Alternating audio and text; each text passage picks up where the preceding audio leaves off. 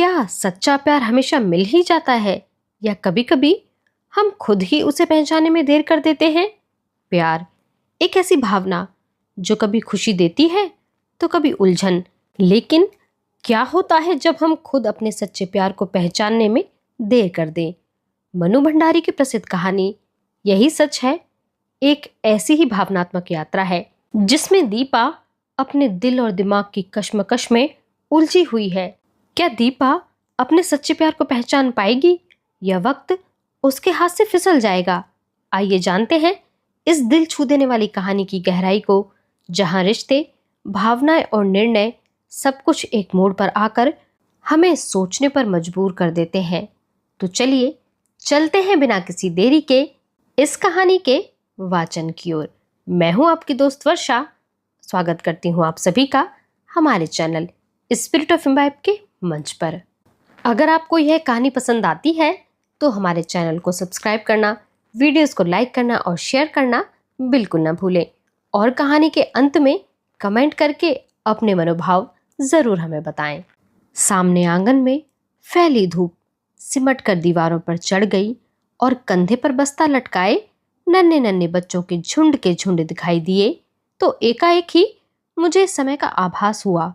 घंटा भर हो गया यहाँ खड़े खड़े और संजय का अभी तक पता नहीं। झुंझलाती सी मैं कमरे में आ जाती हूँ।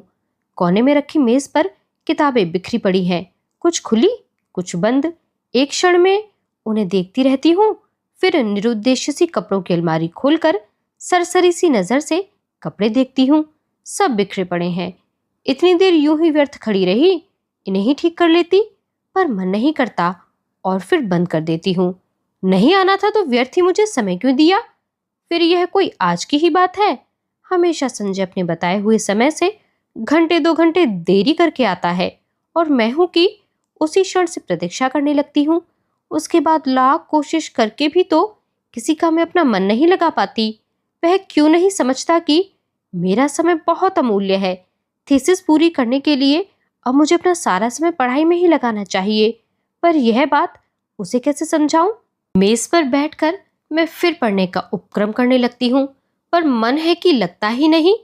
पर्दे के जरा से हिलने से दिल की धड़कन बढ़ जाती है और बार बार नजर घड़ी के सरकते हुए कांटों पर दौड़ जाती है। हर समय यही लगता है कि वह आया। तभी मेहता साहब की 5 साल की छोटी बच्ची झिझकती सी कमरे में आती है। आंटी, हमें कहानी सुनाओगी? नहीं नहीं, अभी नहीं, पीछे आना, मैं रुखाई से जवाब देती हूँ। वह भाग जाती है। ये मिसेस मेहता भी एक ही है। यूं तो महीनों शायद मेरी सूरत नहीं देखती, पर बच्ची को जब तक मेरा सिर खाने को भेज देती हैं। मेहता साहब तो फिर भी कभी कभी 8-10 दिन में खैरियत पूछ ही लेते हैं, पर वे तो बेहद अकड़ू मालूम होती हैं। अच्छा ही है, ज्यादा दिलचस्पी दिखाती तो क्या मैं इतनी आजादी से घूम फिर सकती? खट खट खट, वही परिचित पदध्वनि। तो आ गया संजय। मैं बरबस ही अपना सारा ध्यान पुस्तक में केंद्रित कर लेती हूँ। रजनीगंधा के ढेर सारे फूल लिए संजय मुस्कुराता सा दरवाजे पर खड़ा है। मैं देखती हूँ पर मुस्कुराकर स्वागत नहीं करती। हंसता हुआ वह आगे बढ़ता है और फूलों को मेज पर पटक कर पीछे से मेरे दोनों कंधे दबाता हुआ पूछता है, बहुत नाराज हो? रजनीगंधा की महक से जैसे सारा कमरा महकने लगा। मुझे क्या करना है नाराज होकर? रुखाई से मैं कहती हूँ। वह कुर्सी सहित मुझे घुमाकर अपने सामने कर लेता है और बड़े दुलार के साथ ठोड़ी उठाकर कहता है, तुम ही बताओ क्या करता? क्वालिटी में मैं दोस्तों के बीच में फंसा था, बहुत कोशिश करके भी उठ नहीं पाया। सबको नाराज करके आना अच्छा भी नहीं लगता। इच्छा होती है कह दूं, तुम्हें दोस्तों का ख्याल है, उनके बुरा मनाने की चिंता है, बस मेरी ही नहीं। पर कुछ कह नहीं पाती। एकटक उसके चेहरे की ओर देखती रहती हूँ। उसके सांवले चेहरे पर पसीने की बूंदें चमक रही हैं। कोई और समय होता तो मैंने अपने आंचल से इन्हें पोंछ दिया होता, पर आज नहीं। वह मंद मंद मुस्कुरा रहा है। उसकी आंखें क्षमा याचना कर रही हैं, पर मैं क्या करूं? तभी वह अपनी आदत के अनुसार कुर्सी के हत्थे पर बैठकर मेरा गाल सहलाने लगता है। मुझे उसकी इस बात पर गुस्सा आता है। हमेशा इसी तरह करेगा और फिर दुनिया भर का लाड़ दुलार दिखलाएगा। वह जानता जो है कि इसके आगे मेरा क्रोध टिक नहीं पाता। फिर उठकर वह फूलदान के पुराने फूल फेंक देता है और नए फूल लगाता है। फूल सजाने में वह कितना कुशल है। एक बार मैंने यूं ही कह दिया था कि मुझे रजनीगंधा के फूल बड़े पसंद हैं, तो उसने नियम ही बना लिया कि हर चौथे दिन ढेर सारे फूल लाकर मेरे कमरे में लगा देता है। और अब तो मुझे भी ऐसी आदत हो गई है कि एक दिन भी कमरे में फूल ना रहे तो पढ़ने में मन नहीं लगता, न सोने में। ये फूल जैसे संजय की उपस्थिति का आभास देते रहते हैं। थोड़ी देर बाद हम घूमने निकल जाते हैं। एकाएक ही मुझे ईरा के पत्र की बात याद आती है, जो बात सुनने के लिए मैं सवेरे से ही आतुर थी। इस गुस्सेबाजी में जाने कैसे उसे ही भूल गई। सुनो, ईरा ने लिखा है कि किसी दिन भी मेरे पास इंटरव्यू को बुलावा आ सकता है, मुझे तैयार रहना चाहिए। कहाँ? कलकत्ते से? कुछ याद करते हुए संजय पूछता है और फिर एकाएक ही उछल पड़ता है, यदि तुम्हें वहां जॉब मिल जाए तो मजा आ जाए दीपा, मजा आ जाए। हम सड़क पर हैं, नहीं तो अवश्य ही उसने आवेश में आकर कोई हरकत कर डाली होती। जाने क्यों मुझे उसका इस प्रकार प्रसन्न होना अच्छा नहीं लगता। क्या वह चाहता है कि मैं कलकत्ता चली जाऊं, उससे दूर? तभी सुनाई देता है, तुम्हें जॉब मिल जाए तो मैं भी अपना तबादला कलकत्ता ही करवा लूं, हेड ऑफिस में। यहाँ की रोज की किचकिच से तो मेरा मन उब गया है। कितनी ही बार सोचा कि तबादले की कोशिश करूं, पर तुम्हारे ख्याल ने हमेशा मुझे बांध लिया। ऑफिस में शांति हो जाएगी, पर मेरी शामें कितनी वीरान हो जाएंगी। उसके स्वर की आर्द्रता ने मुझे छू लिया। एकाएक ही मुझे लगने लगा कि रात बड़ी सुहावनी हो चली है। हम दूर निकलकर अपनी प्रिय टेकरी पर जाकर बैठ जाते हैं। दूर दूर तक हल्की सी चांदनी फैली हुई है और शहर की तरह यहाँ का वातावरण धुएं से भरा हुआ नहीं है। वह दोनों पैर फैलाकर बैठ जाता है और घंटों मुझे अपने ऑफिस के झगड़े की बात सुनाता है और फिर कलकत्ता जाकर साथ जीवन बिताने की योजनाएं बनाता है। मैं कुछ नहीं बोलती, बस एकटक उसे देखती हूँ, देखती रहती हूँ। जब वह चुप हो जाता है तो बोलती हूँ, मुझे तो इंटरव्यू में जाते हुए बड़ा डर लगता है। पता नहीं कैसे क्या पूछते होंगे। मेरे लिए तो यह पहला ही मौका है। वह खिलखिलाकर हंस पड़ता है। तुम भी एक ही मूर्ख हो। घर से दूर यहाँ कमरा लेकर अकेली रहती हो, रिसर्च कर रही हो, दुनिया भर में घूमती फिरती हो, और इंटरव्यू के नाम से डर लगता है। क्यों भाई? और गाल पर हल्की सी चपत जमा देता है। फिर समझाता हुआ कहता है, और देखो, आजकल ये इंटरव्यू आदि तो सब दिखावा मात्र है। वहां किसी जान पहचान वाले से इन्फ्लुएंस डलवा ना जाकर। पर कलकत्ता तो मेरे लिए एकदम नई जगह है। वहां ईरा को छोड़कर मैं किसी को जानती भी नहीं। अब उन लोगों की कोई जान पहचान हो तो बात दूसरी है। असहाय सी मैं कहती हूँ, और किसी को नहीं जानती? फिर मेरे चेहरे पर नजरें गड़ाकर पूछता है, निशीत भी तो वही है, होगा, मुझे क्या करना है उससे? मैं एकदम ही भन्नाकर जवाब देती हूँ। पता नहीं क्यों मुझे लग ही रहा था कि अब वह यही बात कहेगा। कुछ नहीं करना, वह छेड़ने के लहजे में कहता है, और मैं भभक पड़ती हूँ। देखो संजय, मैं 1000 बार तुमसे कह चुकी हूँ कि उसे लेकर मुझसे मजाक मत किया करो। मुझे इस तरह का मजाक जरा भी पसंद नहीं है। वह खिलखिलाकर हंस पड़ता है, पर मेरा तो मूड ही खराब हो जाता है। हम लौट पड़ते हैं। वह मुझे खुश करने के इरादे से मेरे कंधे पर हाथ रख देता है। मैं झपट कर हाथ हटा देती हूँ। क्या कर रहे हो? कोई देख लेगा तो क्या कहेगा? कौन है यहाँ जो देख लेगा? और देख लेगा तो देख ले, आप ही कुड़ेगा। नहीं, हमें पसंद नहीं है ये बेशर्मी। और सच ही मुझे रास्ते में ऐसी हरकतें पसंद नहीं है, चाहे रास्ता निर्जन ही क्यों ना हो, पर है तो रास्ता ही। फिर कानपुर जैसी जगह। कमरे में लौटकर मैं उसे बैठने को कहती हूँ, पर वह बैठता नहीं, बस बाहों में भरकर एक बार चूम लेता है। यह भी जैसे उसका रोज का नियम है। वह चला जाता है। मैं बाहर बालकनी में निकलकर उसे देखती रहती हूँ। उसका आकार छोटा होते होते सड़क के मोड़ पर जाकर लुप्त हो जाता है। मैं उधर ही देखती रहती हूँ, निरुद्देश्य सी, खोई खोई सी। फिर आकर पढ़ने बैठ जाती हूँ। रात में सोती हूँ तो देर तक मेरी आंखें मेज पर लगे रजनीगंधा के फूलों को ही निहारती रहती हैं। जाने क्यों अक्सर मुझे भ्रम हो जाता है कि ये फूल नहीं है, मानो संजय की अनेकानेक आंखें हैं जो मुझे देख रही हैं, सहला रही हैं, दुलरा रही हैं, और अपने को यूं असंख्य आंखों से निरंतर देखे जाने की कल्पना से मैं लजा जाती हूँ। मैंने संजय को भी एक बार यह बात बताई थी तो वह खूब हंसा था और फिर मेरे गालों को सहलाते हुए उसने कहा था कि मैं पागल हूं, निरी मूर्खा हूं। कौन जाने, शायद उसका कहना ठीक ही हो, शायद मैं पागल ही हूं। कानपुर। मैं जानती हूं संजय का मन निशीथ को लेकर जब तब सशंकित हो उठता है, पर मैं उसे कैसे विश्वास दिलाऊं कि मैं निशीथ से नफरत करती हूं। उसकी याद मात्र से मेरा मन घृणा से भर उठता है।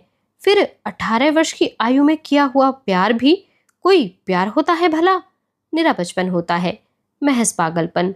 उसमें आवेश रहता है पर स्थायित्व नहीं, गति रहती है पर गहराई नहीं।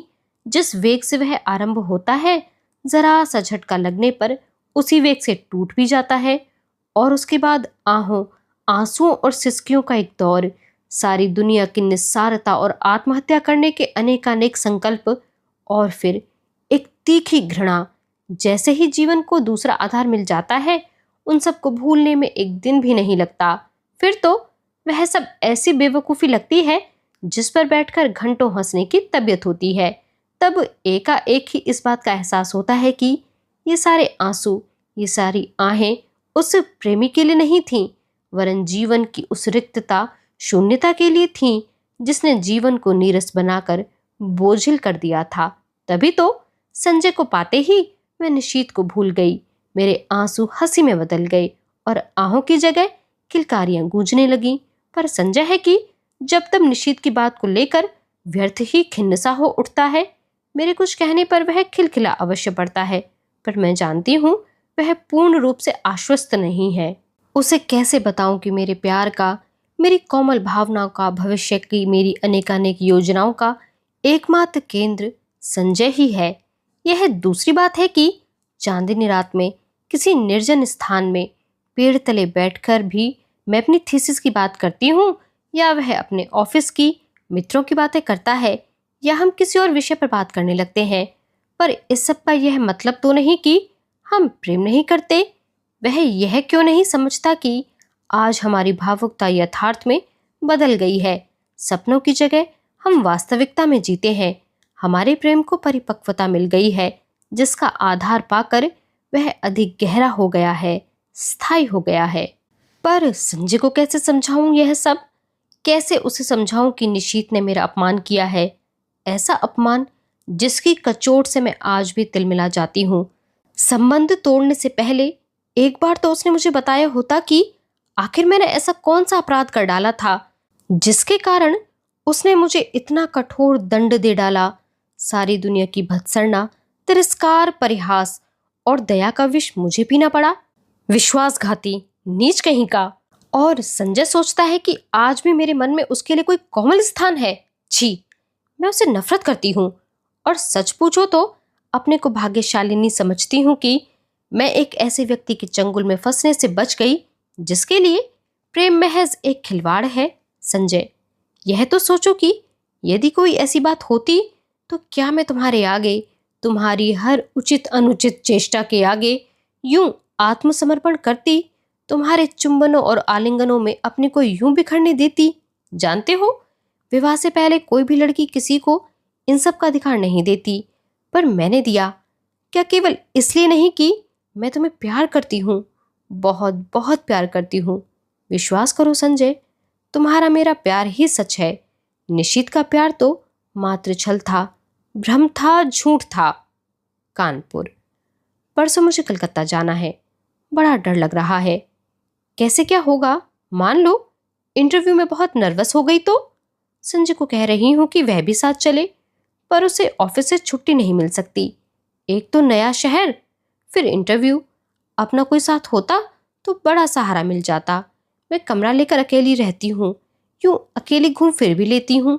तो संजय सोचता है मुझ में बड़ी हिम्मत है, पर सच बड़ा डर लग रहा है। बार बार मैं यह मान लेती हूँ कि मुझे नौकरी मिल गई है और मैं संजय के साथ वहाँ रहने लगी हूँ। कितनी सुंदर कल्पना है, कितनी मादक। पर इंटरव्यू का भय मादकता से भरे इस स्वप्न जाल को छिन्न भिन्न कर देता है। काश संजय भी किसी तरह मेरे साथ चल पाता। कलकत्ता।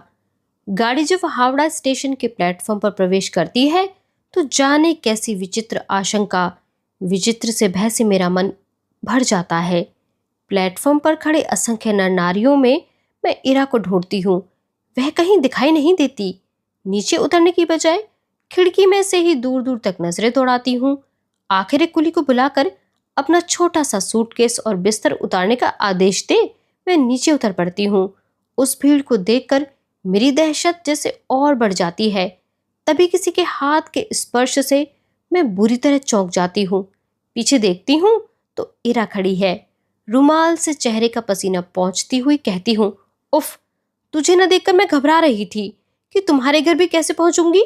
बाहर आकर हम टैक्सी में बैठते हैं। अभी तक मैं स्वस्थ नहीं हो पाई हूँ।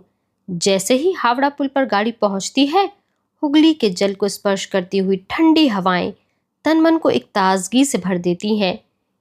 इरा मुझे इस पुल की विशेषता बताती है। मैं विस्मित सी उस पुल को देखती हूँ। दूर दूर तक फैले हुगली के विस्तार को देखती हूँ।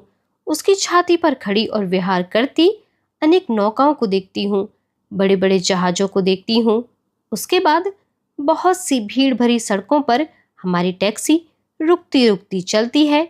ऊंची ऊंची इमारतों और चारों ओर के वातावरण से कुछ विचित्र सी विराटता का आभास होता है। और इस सब के बीच जैसे मैं अपने को एक बड़ा खोया खोया सा महसूस करती हूँ। कहाँ पटना और कानपुर और कहाँ यह कलकत्ता। मैंने तो आज तक कभी बहुत बड़े शहर देखे ही नहीं। सारी भीड़ को चीरकर हम रेड रोड पर आ जाते हैं। चौड़ी शांत सड़क, मेरे दोनों ओर लंबे चौड़े खुले मैदान। क्यों इरा, कौन कौन लोग होंगे इंटरव्यू में? मुझे तो बड़ा डर लग रहा है। अरे सब ठीक हो जाएगा, तू और डर। हम जैसे डरे तो कोई बात भी है? जिसने अपना सारा करियर अपने आप बनाया वह भला इंटरव्यू में डरे? फिर कुछ देर ठहर कर कहती है, अच्छा भैया भाभी तो पटना ही होंगे, जाती है कभी उनके पास या नहीं? कानपुर आने के बाद एक बार गई थी। कभी कभी यूं ही पत्र लिख देती हूँ। भाई कमाल के लोग हैं, बहन को भी नहीं निभा सके। मुझे यह प्रसंग कतई पसंद नहीं। मैं नहीं चाहती कि कोई इस विषय पर बात करे। मैं मौन ही रहती हूँ। इरा का छोटा सा घर है, सुंदर ढंग से सजाया हुआ।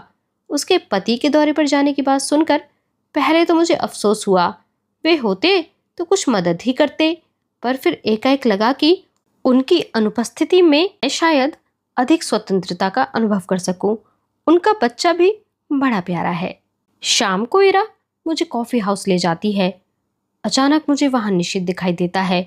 मैं सक पकाकर नजर घुमा लेती हूँ, पर वह हमारी मेज पर ही आ पहुंचता है।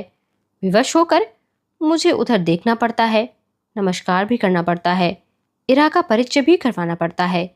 इरा पास की कुर्सी पर बैठने का निमंत्रण दे देती है। मुझे लगता है मेरी सांस रुक जाएगी। कब आई? आज सवेरे ही। अभी ठहरोगी? ठहरी कहाँ हो? जवाब इरा देती है। मैं देख रही हूँ निशित बहुत बदल गया है। उसने कवियों की तरह बाल बढ़ा लिए हैं। यह क्या शौक चल रहा? उसका रंग स्याह पड़ गया है। वह दुबला भी हो गया है। विशेष बातचीत नहीं होती और हम लोग उठ पड़ते हैं।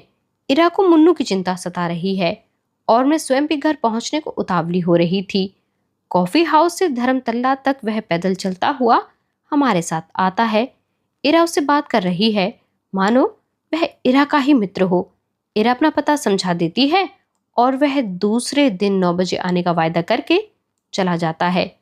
पूरे 3 साल बाद निशित का यूं मिलना, ना चाहकर भी जैसे सारा अतीत आंखों के सामने खुल जाता है। बहुत दुबला हो गया है निशित। लगता है जैसे मन में कहीं कोई गहरी पीड़ा छिपाए बैठा है। मुझसे अलग होने का दुख तो नहीं साल रहा है इसे। कल्पना चाहे कितनी भी मधुर क्यों ना हो, एक तृप्ति युक्त आनंद देने वाली क्यों ना हो, पर मैं जानती हूँ यह झूठ है। यदि ऐसा ही था तो कौन उसे कहने गया था कि तुम इस संबंध को तोड़ दो? उसने अपनी इच्छा से ही तो यह सब किया था। एकाएक ही मेरा मन कटु हो उठता है। यही तो है वह व्यक्ति जिसने मुझे अपमानित करके सारी दुनिया के सामने छोड़ दिया था, महज उपहास का पात्र बनाकर।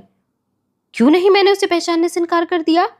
जब वह मेज के पास आकर खड़ा हुआ तो क्यों नहीं मैंने कह दिया कि माफ कीजिए, मैं आपको नहीं पहचानती। जरा उसका खिसियाना तो देखती। वह कल भी आएगा, मुझे उसे साफ साफ मना कर देना चाहिए था कि मैं उसकी सूरत भी नहीं देखना चाहती। मैं उससे नफरत करती हूँ। अच्छा है, आए कल मैं उसे बता दूंगी कि जल्दी ही मैं संजय से विवाह करने वाली हूँ। यह भी बता दूंगी कि मैं पिछला सब कुछ भूल चुकी हूँ। यह भी बता दूंगी कि मैं उसे घृणा करती हूँ और उसे जिंदगी में कभी माफ नहीं कर सकती। यह सब सोचने के साथ साथ जाने क्यों मेरे मन में यह बात भी उठ रही थी कि 3 साल हो गए, अभी तक निशीत ने विवाह क्यों नहीं किया। करे न करे, मुझे क्या वह आज भी मुझसे कुछ उम्मीद रखता है। मूर्ख कहीं का। संजय, मैंने तुमसे कितना कहा था कि तुम मेरे साथ चलो, पर तुम नहीं आए। इस समय जबकि मुझे तुम्हारी इतनी इतनी याद आ रही है, बताओ मैं क्या करूं। कलकत्ता। नौकरी पाना इतना मुश्किल है, मुझे इसका गुमान तक नहीं था। इरा कहती है कि 150 की नौकरी के लिए खुद मिनिस्टर तक सिफारिश करने पहुंच जाते हैं, फिर यह तो 300 की जॉब है। निशीत सवेरे से शाम तक इसी चक्कर में भटका है, यहाँ तक कि उसने अपने ऑफिस से भी छुट्टी ले ली है। वह क्यों मेरे काम में इतनी दिलचस्पी ले रहा है। उसका परिचय बड़े बड़े लोगों से है और वह कहता है कि जैसे भी होगा वह काम मुझे दिलाकर ही मानेगा। पर आखिर क्यों। कल मैंने सोचा था कि अपने व्यवहार की रुखाई से मैं स्पष्ट कर दूंगी कि वह मेरे पास ना आए। 8:45 के करीब जब मैं अपने टूटे हुए बाल फेंकने खिड़की पर गई तो देखा घर से थोड़ी दूर पर निशीत टहल रहा है। वही लंबे बाल, कुर्ता पजामा। तो वह समय से पहले ही आ गया। संजय होता तो 11 के पहले नहीं पहुंचता। समय पर पहुंचना तो वह जानता ही नहीं। उसे यूं चक्कर काटते देख मेरा मन जाने कैसा हो आया, और जब वह आया तो मैं चाहकर भी कटु नहीं हो सकी।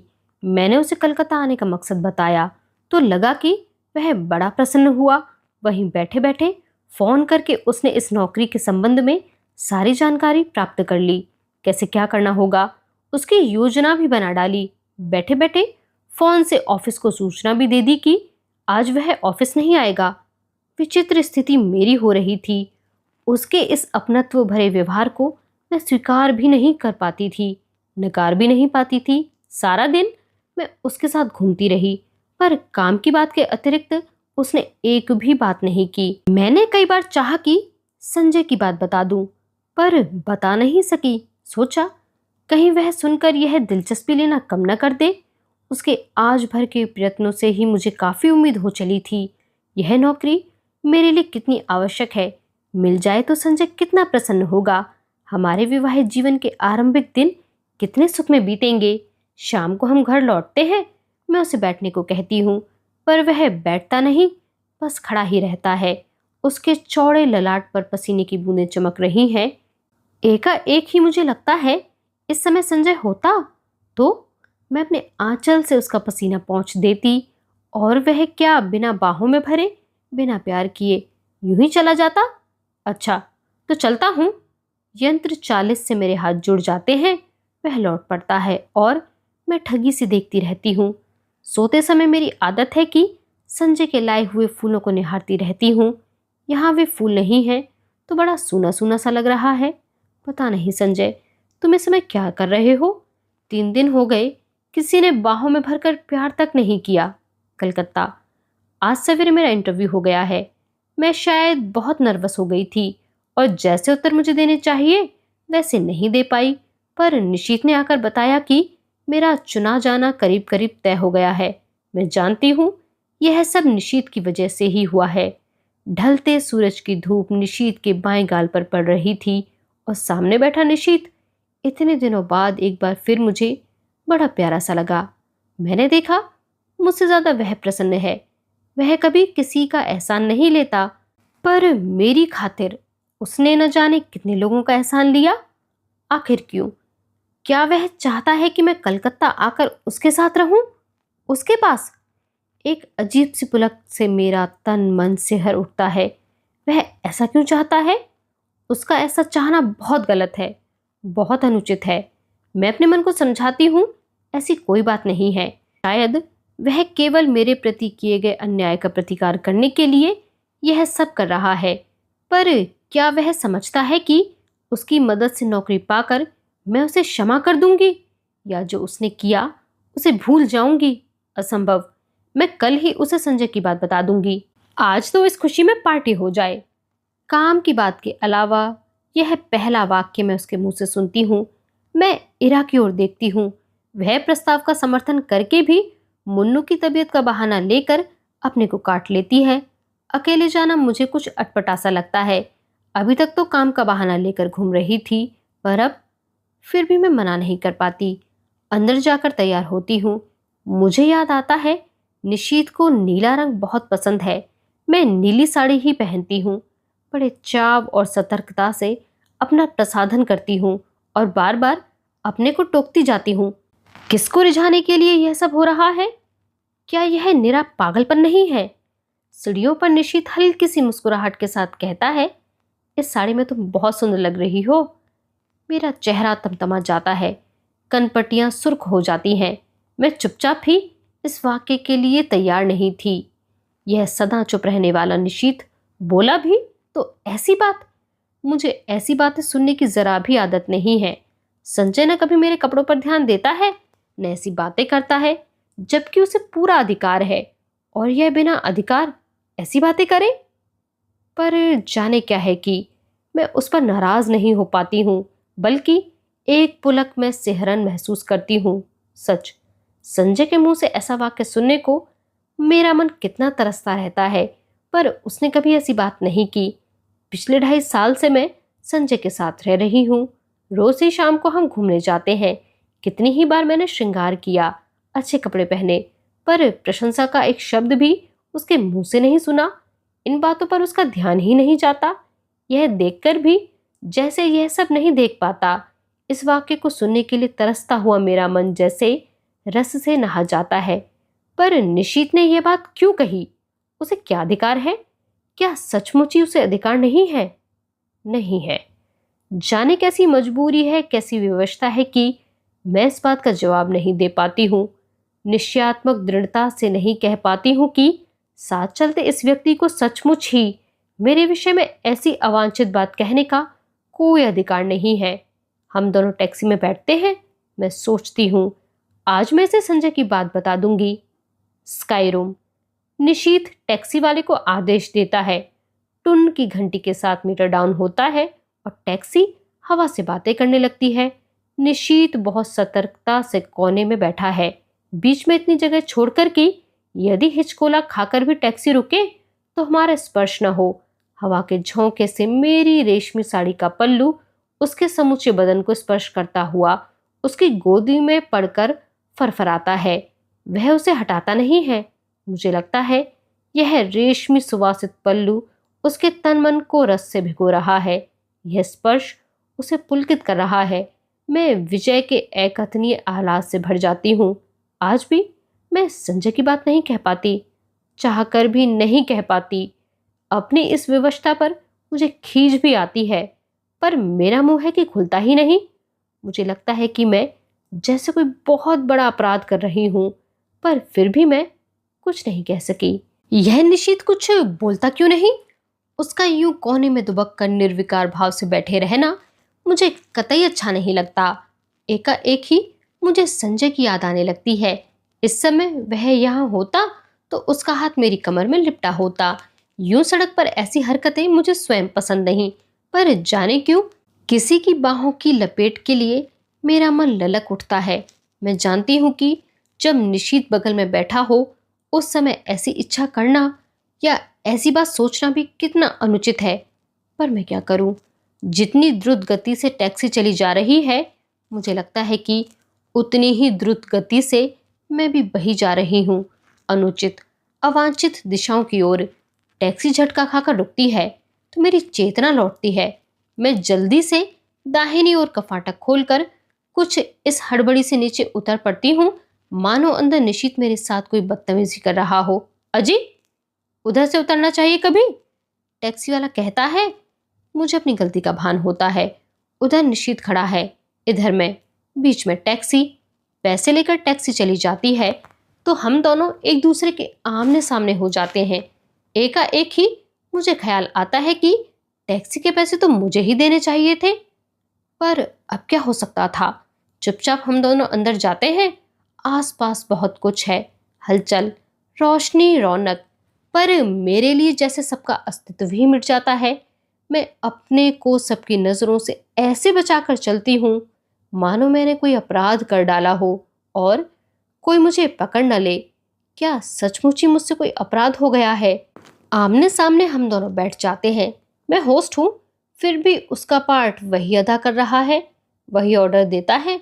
बाहर की हलचल और उससे अधिक मन की हलचल में मैं अपने को खोया खोया सा महसूस करती हूँ। हम दोनों के सामने बैरा कोल्ड कॉफी के ग्लास और खाने का कुछ सामान रख जाता है। मुझे बार बार लगता है कि निशीत कुछ कहना चाह रहा है। मैं उसके होठों की धड़कन तक महसूस कर सकती हूँ। वह जल्दी से कॉफी का स्ट्रॉ मुंह से लगा देता है। मूर्ख कहीं का, वह सोचता है मैं बेवकूफ हूँ। मैं अच्छी तरह जानती हूँ कि इस समय वह क्या सोच रहा है। 3 दिन साथ रहकर भी हमने उस प्रसंग को नहीं छेड़ा। शायद नौकरी की बात ही हमारे दिमागों पर छाई हुई थी, पर आज यह बात अवश्य ही आएगी। ना आए, यह कितना अस्वाभाविक है, पर नहीं, स्वाभाविक शायद यही है।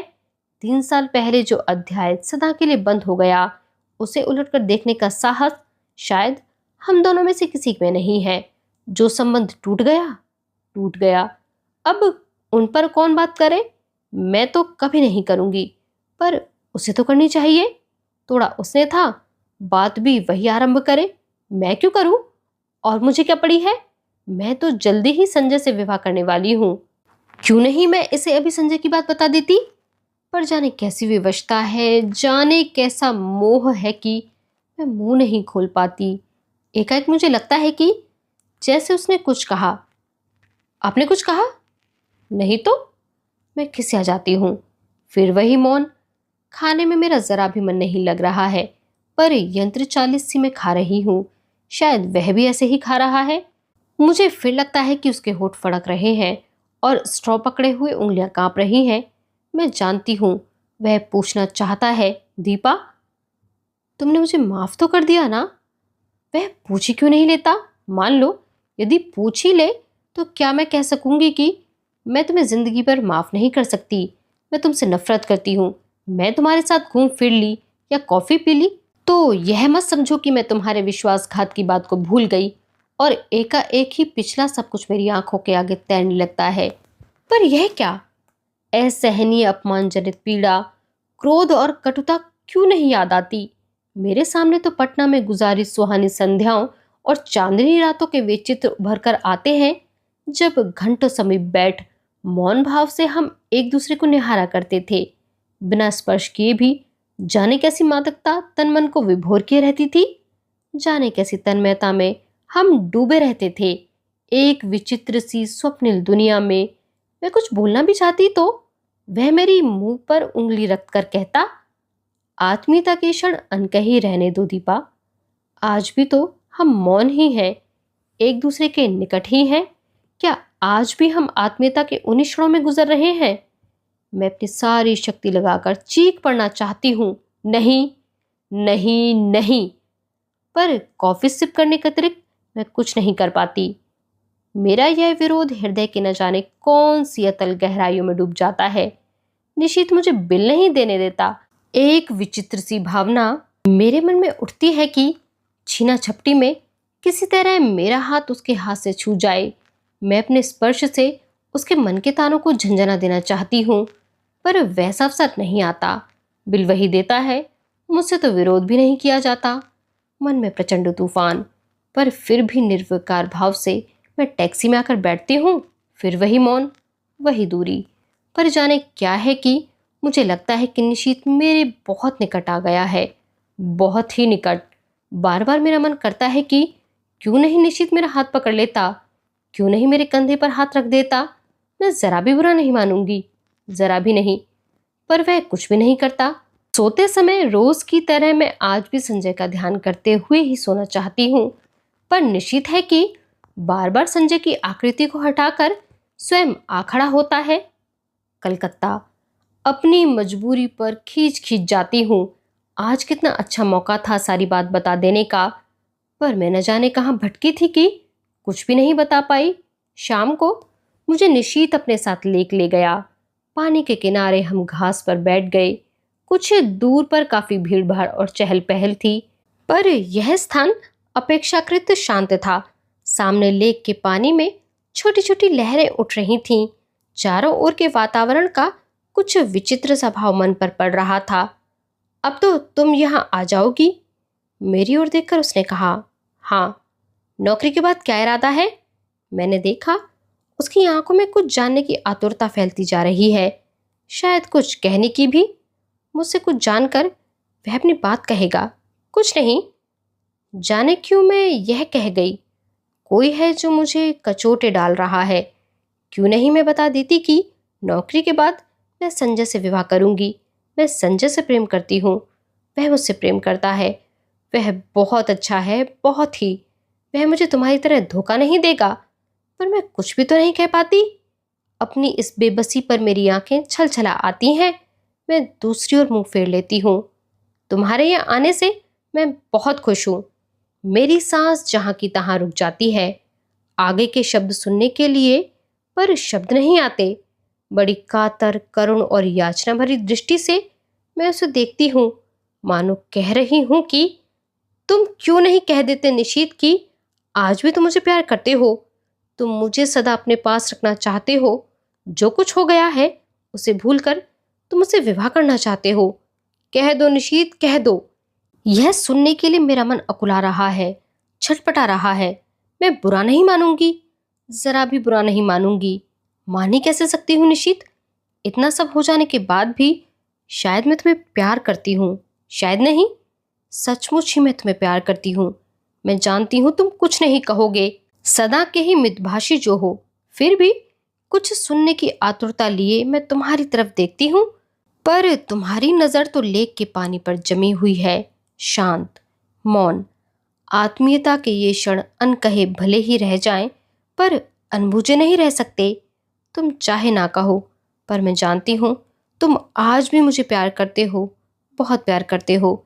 मेरे कलकत्ता आ जाने के बाद इस टूटे संबंध को फिर से जोड़ने की बात ही तुम इस समय सोच रहे हो। तुम आज भी मुझे अपना ही समझते हो। तुम जानते हो आज भी दीपा तुम्हारी है और मैं। लगता है इस प्रश्न का उत्तर देने का साहस मुझ में नहीं है। मुझे डर है कि जिस आधार पर मैं तुमसे नफरत करती थी उसी आधार पर कहीं मुझे अपने से नफरत ना करनी पड़े। लगता है रात आधी से भी अधिक ढल गई है। कानपुर। मन में उत्कट अभिलाषा होते हुए भी निशीथ की आवश्यक मीटिंग की बात सुनकर मैंने कह दिया था कि तुम स्टेशन मत आना। इरा आई थी, पर गाड़ी पर बिठाकर ही चली गई, या कहूँ कि मैंने जबरदस्ती ही उसे भेज दिया। मैं जानती थी कि लाख मना करने पर भी निशीथ आएगा और विदा के उन अंतिम क्षणों में मैं उसके साथ अकेली ही रहना चाहती थी। मन में एक दबी सी आशा थी कि चलते समय ही शायद वह कुछ कह दे। गाड़ी चलने में जब 10 मिनट रह गए तो देखा बड़ी व्यग्रता से डिब्बों में झांकता झांकता निशीथ आ रहा था। पागल, उसे इतना तो समझना चाहिए कि उसकी प्रतीक्षा में मैं यहाँ बाहर खड़ी हूँ। मैं दौड़कर उसके पास जाती हूँ। आप क्यों आए? पर मुझे उसका आना बड़ा अच्छा लगता है। वह बहुत थका हुआ लग रहा है, शायद सारा दिन बहुत व्यस्त रहा और दौड़ता दौड़ता मुझे सी ऑफ करने यहाँ आ पहुंचा। मन करता है कुछ ऐसा करूं जिससे उसकी सारी थकान दूर हो जाए, पर क्या करूं? हम डिब्बे के पास आ जाते हैं। जगह अच्छी मिल गई? वह अंदर झांकते हुए पूछता है। हाँ। पानी वानी तो है? है। बिस्तर फैला लिया? मैं खींच पड़ती हूँ। वह शायद समझ जाता है, सो चुप हो जाता है। हम दोनों एक क्षण को एक दूसरे की ओर देखते हैं। मैं उसकी आंखों में विचित्र सी छाया देखती हूँ, मानो कुछ है जो उसके मन में घुट रहा है, उसे मथ रहा है, पर वह कह नहीं पा रहा है। वह क्यों नहीं कह देता है? क्यों नहीं अपने मन की इस घुटन को हल्का कर लेता? आज विशेष भीड़ नहीं है। चारों ओर नजर डालकर वह कहता है। मैं भी एक बार चारों ओर देख लेती हूँ, पर नजर मेरी बार बार घड़ी पर ही जा रही है। जैसे जैसे समय सरक रहा है मेरा मन किसी गहरे अवसाद में डूब रहा है। मुझे कभी उस पर दया आती है तो कभी खीज। गाड़ी चलने में केवल 3 मिनट बाकी रह गए हैं। एक बार फिर हमारी नजरें मिलती हैं। ऊपर चढ़ जाओ, अब गाड़ी चलने वाली है। बड़ी असहाय सी नजर से मैं उसे देखती हूँ, मानो कह रही हूँ तुम ही चढ़ा दो। और फिर धीरे धीरे चढ़ जाती हूँ। दरवाजे पर मैं खड़ी हूँ और वह नीचे प्लेटफॉर्म पर। जाकर पहुंचने की खबर देना। जैसे ही मुझे इधर कुछ निश्चित रूप से मालूम होगा तो मैं सूचना दूंगा। मैं कुछ नहीं बोलती, बस उसे देखती रहती हूँ। सीटी, हरी झंडी, फिर सीटी। मेरी आंखें छलछला आती हैं। गाड़ी एक हल्के से झटके के साथ सरकने लगती है। वह गाड़ी के साथ कदम आगे बढ़ाता है और मेरे हाथ पर धीरे से अपना हाथ रख देता है। मेरा रोम रोम सिहर उठता है। मन करता है चिल्ला पड़ूं। मैं सब समझ गई निशीत, सब समझ गई। जो कुछ तुम इन 4 दिनों में नहीं कह पाए वह तुम्हारे इस क्षणिक स्पर्श ने कह दिया। विश्वास करो, यदि तुम मेरे हो तो मैं भी तुम्हारी हूं, केवल तुम्हारी, एकमात्र तुम्हारी। पर मैं कुछ नहीं कह पाती, बस साथ चलते निशीत को देखती भर रहती हूँ। गाड़ी की गति पकड़ते ही वह हाथ को जरा सा दबाकर छोड़ देता है। मेरी छलछलाई आंखें मुंद जाती हैं। मुझे लगता है यह स्पर्श, यह सुख, यह क्षण ही सत्य है, बाकी सब झूठ है। अपने को भूलने का, भरमाने का, छलने का असफल प्रयास है। आंसू भरी आंखों से मैं प्लेटफॉर्म को पीछे छूटता देखती हूँ। सारी आकृतियां धुंधली सी दिखाई देती हैं। असंख्य हिलते हुए हाथों के बीच निशीत के हाथ को, उस हाथ को जिसने मेरा हाथ पकड़ा था, ढूंढने का असफल सा प्रयास करती हूँ। गाड़ी प्लेटफॉर्म को पार कर जाती है और दूर दूर तक कलकत्ता की जगमगाती बत्तियां दिखाई देती हैं। धीरे धीरे वे सब दूर हो जाती हैं, पीछे छूटती जाती हैं। मुझे लगता है यह दैत्याकार ट्रेन मुझे मेरे घर से ही कहीं दूर ले जा रही है, अनदेखी अनजानी राहों में गुमराह करने के लिए, भटकाने के लिए। बोझिल मन से मैं अपने फैलाए हुए बिस्तर पर लेट जाती हूँ। आंखें बंद करते ही सबसे पहले मेरे सामने संजय का चित्र उभरता है। कानपुर जाकर मैं उसे क्या कहूंगी? इतने दिनों तक उसे छलती आई, अपने को छलती आई, पर अब नहीं। मैं उसे सारी बात समझा दूंगी। कहूंगी, संजय, जिस संबंध को टूटा हुआ जानकर मैं भूल चुकी थी, उसकी जड़ें हृदय की कितनी अतल गहराइयों में जमी हुई थीं, इसका एहसास कलकत्ता में निशीत से मिलकर हुआ है। याद आता है तुम निशीत को लेकर सदैव ही संदिग्ध रहते थे, पर तब मैं तुम्हें ईर्ष्यालु समझती थी। आज स्वीकार करती हूँ कि तुम जीते, मैं हारी। सच मानना संजय, 2.5 साल मैं स्वयं भ्रम में थी और तुम्हें भी भ्रम में डाल रखा, पर आज भ्रम के छलना के सारे ही जाल छिन्न भिन्न हो गए हैं। मैं आज भी निशीत को प्यार करती हूँ और यह जानने के बाद एक दिन भी तुम्हारे साथ और छल करने का दुस्साहस कैसे करूं? आज पहली बार मैंने अपने संबंधों का विश्लेषण किया तो जैसे सब कुछ ही स्पष्ट हो गया, और जब मेरे सामने सब कुछ स्पष्ट हो गया तो तुमसे कुछ भी नहीं छिपाऊंगी। तुम्हारे सामने मैं चाहूं तो झूठ भी नहीं बोल सकती। आज लग रहा है तुम्हारे प्रति मेरे मन में जो भी भावना है वह प्यार की नहीं, केवल कृतज्ञता की है। तुमने मुझे उस समय सहारा दिया था जब अपने पिता और निशीत को खोकर मैं चूर चूर हो चुकी थी। सारा संसार मुझे वीरान नजर आने लगा था। उस समय तुमने अपने स्नेह स्पर्श से मुझे जिला दिया। मेरा मुरझाया मरा मन हरा हो उठा। मैं कृतकृत्य हो उठी और समझने लगी कि मैं तुमसे प्रेम करती हूँ, पर प्यार की बेसुध घड़ियां, वे विभोर क्षण, तन्मयता के वे पल जहां शब्द चुक जाते हैं, हमारे जीवन में कभी नहीं आए। तुम ही बताओ, आए कभी? तुम्हारे असंख्य आलिंगनों और चुंबनों के बीच भी एक क्षण के लिए भी तो मैंने कभी तन मन की सुध बिसरा देने वाली पुलक या मादकता का अनुभव नहीं किया। सोचती हूँ निशीत के चले जाने के बाद मेरे जीवन में एक विराट शून्यता आ गई थी, एक खोखलापन आ गया था। तुमने उसकी पूर्ति की। तुम पूरक थे। मैं गलती से तुम्हें प्रियतम समझ बैठी। मुझे क्षमा कर दो संजय और लौट जाओ। तुम्हें मुझ जैसी अनेक दीपाएं मिल जाएंगी जो सचमुच ही तुम्हें प्रियतम की तरह प्यार करेंगी। आज एक बात अच्छी तरह जान गई हूं कि प्रथम प्रेम ही सच्चा प्रेम होता है। बाद में किया हुआ प्रेम तो अपने को भूलने का, भरमाने का प्रयास मात्र होता है। इसी तरह की असंख्य बातें मेरे दिमाग में आती हैं जो मैं संजय से कहूंगी, कह सकूंगी यह सब, लेकिन कहना तो होगा ही। उसके साथ अब एक दिन भी छल नहीं कर सकती। मन से किसी और की आराधना करके तन से उसकी होने का अभिनय करती रहूं? छी, नहीं जानती यह सब सोचते सोचते मुझे कब नींद आ गई। लौटकर अपना कमरा खोलती हूँ तो देखती हूँ सब कुछ ज्यों का त्यों है। सिर्फ फूलदान के रजनीगंधा मुरझा गए हैं, कुछ फूल झरकर जमीन पर इधर उधर भी बिखर गए हैं। आगे बढ़ती हूँ तो जमीन पर पड़ा एक लिफाफा दिखाई देता है। संजय की लिखाई है। खोला तो छोटा सा पत्र था। दीपा, तुमने तो कलकत्ता जाकर कोई सूचना ही नहीं दी। मैं आज ऑफिस के काम से कटक जा रहा हूँ, 5-6 दिन में लौट आऊंगा। तब तक तुम आ ही जाओगी। जानने को उत्सुक हूं कि कलकत्ता में क्या हुआ। तुम्हारा संजय। एक लंबा निश्वास निकल आया। लगता है एक बड़ा बोझ हट गया। इस अवधि में तो मैं अपने को अच्छी तरह तैयार कर लूंगी। नहा धोकर सबसे पहले मैं निशीत को पत्र लिखती हूँ। उसकी उपस्थिति से जो हिचक मेरे होठ बंद किए हुए थी, दूर रहकर वह अपने आप ही टूट जाती है। मैं स्पष्ट शब्दों में लिख देती हूँ कि चाहे उसने कुछ नहीं कहा, फिर भी मैं सब कुछ समझ गई हूँ। साथ ही यह भी लिख देती हूँ कि मैं उसकी उस हरकत से बहुत दुखी थी, बहुत नाराज थी, पर उसे देखते ही जैसे सारा क्रोध बह गया। इस अपनत्व में क्रोध भला टिक भी कैसे पाता। लौटी हूँ तब से न जाने कैसी रंगीनी और मादकता मेरी आंखों में छाई हुई है। एक खूबसूरत से लिफाफे में उसे बंद करके मैं स्वयं पोस्ट करने चाहती हूँ। रात में सोती हूँ तो अनायास ही मेरी नज़र सूने फूलदान पर जाती है। मैं करवट बदलकर सो जाती हूँ। कानपुर। आज निशीत को पत्र लिखे 5वां दिन है।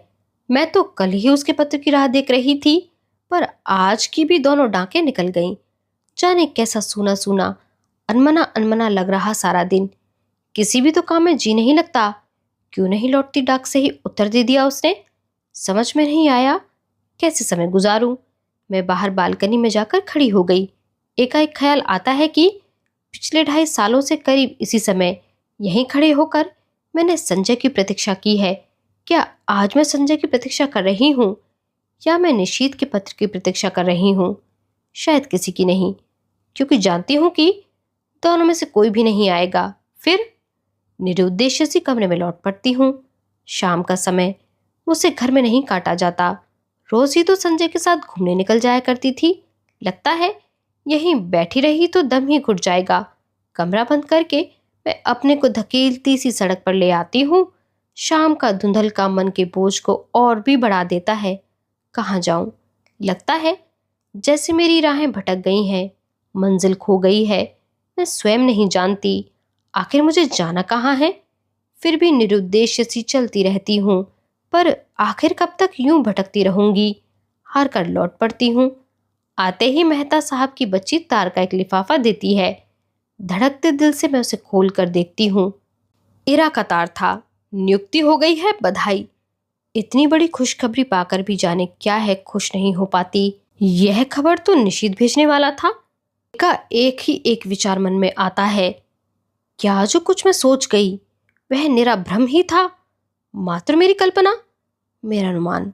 नहीं नहीं, उस स्पर्श को मैं भ्रम कैसे मान लूं जिसने मेरे तन मन को डुबो दिया था, जिसके द्वारा उसके हृदय की एक एक परत मेरे सामने खुल गई थी।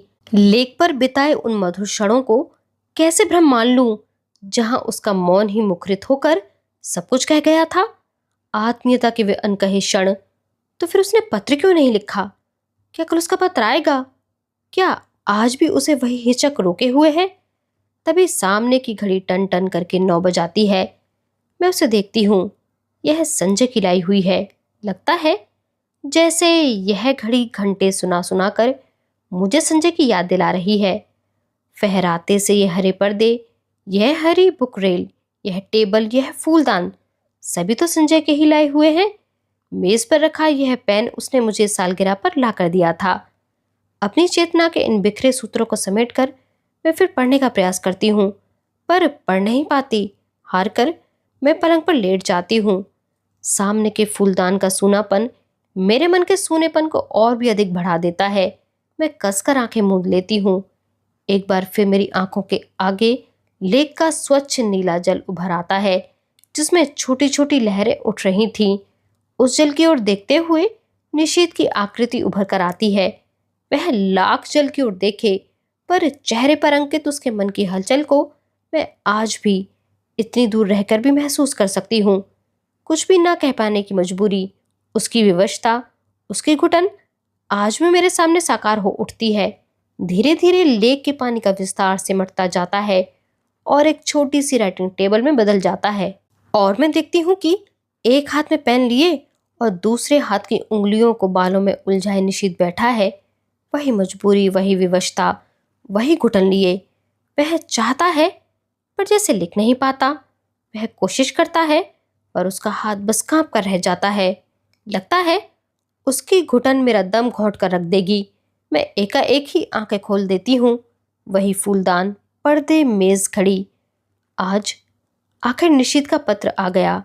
धड़कते दिल से मैंने उसे खोला। इतना छोटा सा पत्र। प्रिय दीपा, तुम अच्छी तरह पहुंच गई, यह जानकर प्रसन्नता हुई। तुम्हें अपनी नियुक्ति का तार तो मिल ही गया होगा। मैंने कल ही ईरा जी को फोन करके सूचना दे दी थी और उन्होंने बताया था कि तार दे देंगी। ऑफिस की ओर से भी सूचना मिल जाएगी। इस सफलता के लिए मेरी ओर से हार्दिक बधाई स्वीकार करना। सच मैं बहुत खुश हूं कि तुम्हें यह काम मिल गया। मेहनत सफल हो गई। शेष फिर शुभेच्छु निशीथ। बस धीरे धीरे पत्र के सारे शब्द आंखों के आगे लुप्त हो जाते हैं। रह जाता है केवल शेष फिर। तो अभी उसके पास कुछ लिखने को शेष है। क्यों नहीं लिख दिया उसने अभी? क्या लिखेगा वह? दीप। मैं मुड़कर दरवाजे की ओर देखती हूँ। रजनीगंधा के ढेर सारे फूल लिए मुस्कुराता सा संजय खड़ा है। एक क्षण में मैं संज्ञा शून्य सी उसकी ओर देखती हूँ, मानो पहचानने की कोशिश कर रही हूँ। वह आगे बढ़ता है तो मेरी खोई हुई चेतना लौट आती है और विक्षिप्त सी दौड़कर उससे लिपट जाती हूँ। क्या हो गया है तुम्हें? पागल हो गई हो क्या? तुम कहाँ चले गए थे संजय? और मेरा स्वर टूट जाता है। अनायास ही आंखों से आंसू बह चलते हैं। क्या हो गया? कलकत्ता का काम नहीं मिला क्या? मारो भी गोली उस काम को। तुम इतनी परेशान क्यों हो रही हो उसके लिए? पर मुझसे कुछ नहीं बोला जाता। बस मेरी बाहों की जकड़ कसती जाती है, कसती जाती है। रजनीगंधा की महक धीरे धीरे मेरे तन मन पर छा जाती है।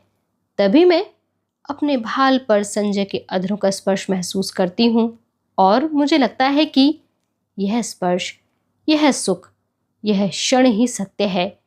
वह सब तो झूठ था, मिथ्या था, भ्रम था और हम दोनों एक दूसरे के आलिंगन में बंधे रहते हैं, चुंबित प्रतिचुंबित। और इसी अंतिम वाक्य के साथ हमारी यह कहानी समाप्त होती है। तो क्या आप मुझे बता सकते हैं कि दीपा वास्तविकता में किससे प्रेम करती थी, संजय से या निशीथ से? दीपा के मन में पैदा होने वाले भ्रमों का सत्य क्या था? कमेंट बॉक्स में लिखकर अपने विचारों को हमसे अवश्य साझा करें। हम प्रतीक्षा करेंगे। हमारे साथ इस सफर में बने रहने के लिए आप सभी का बहुत शुक्रिया।